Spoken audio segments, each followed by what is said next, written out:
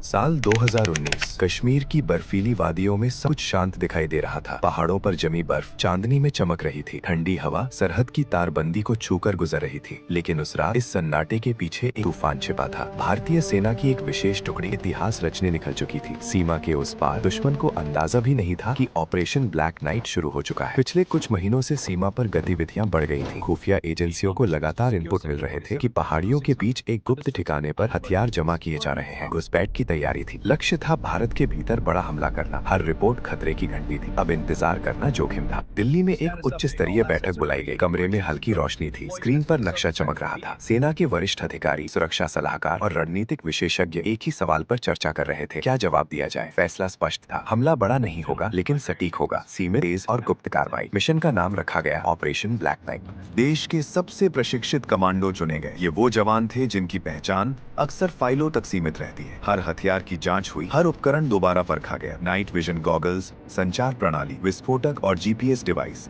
सब तैयार था। रात के ठीक 1:30 पर हेलीकॉप्टर के ब्लेड घूमने लगे। हवा में धूल उड़ी और मिशन ने उड़ान भर ली। हेलीकॉप्टर पहाड़ों के ऊपर बेहद नीची उड़ान भर रहा। नीचे बर्फ से ढकी घाटियां और घना अंधेरा। अंदर बैठे कमांडो शांत थे। कोई बातचीत नहीं, बस इशारों की भाषा। कुछ ही मिनटों में लैंडिंग पॉइंट आ गया। हेलीकॉप्टर ने हल्की सी जमीन छुई और टुकड़ी जंगल की ओर बढ़ गई। अब असली परीक्षा शुरू हो चुकी थी। घना जंगल, ठंडी हवा और हर तरफ सन्नाटा। कमांडो एक लाइन में आगे बढ़ रहे थे। हर कदम दबादोल। दूर दुश्मन कैंप की हल्की रोशनी दिखाई दे रही थी। गश्त कर रहे 2 सशस्त्र पहरेदार। स्नाइपर ने अपनी पोजीशन ली। सांसें नियंत्रित, उंगली ट्रिगर पर, लेकिन आदेश का इंतजार। टीम लीडर ने हाथ का संकेत दिया। पहला पहरेदार चुपचाप निष्क्रिय कर दिया गया। दूसरा संभल पाता उससे पहले उसे भी काबू में कर लिया गया। सब कुछ ही सेकंड में हुआ। अब रास्ता साफ था। कमांडो तारबंदी पार कर कैंप के भीतर पहुंच चुके थे।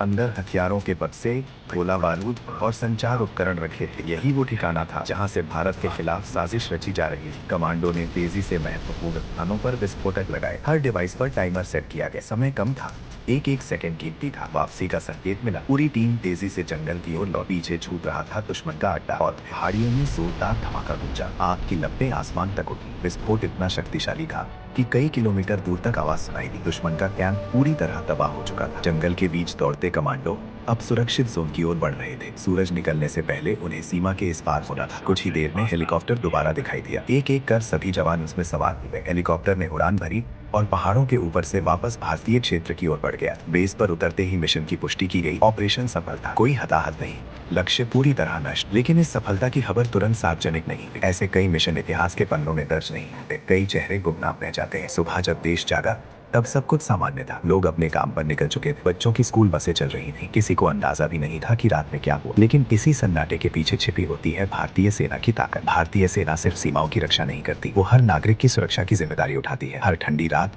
हर अंधेरी पहाड़ी और हर सन्नाटे में कोई ना कोई जवान डटा रहता है। ऑपरेशन ब्लैक नाइट जैसे मिशन हमें याद दिलाते हैं कि शांति यूं ही नहीं मिलती। के पीछे साहस, रणनीति और बलिदान छिपा होता है। कई नाम कभी सामने नहीं आते, कई कहानियां कभी पूरी तरह बताई नहीं जाती, लेकिन हर बार जब तिरंगा हवा में लहराता है तो उसके पीछे ऐसी ही अनगिनत रातों की कहानी छिपी होती है।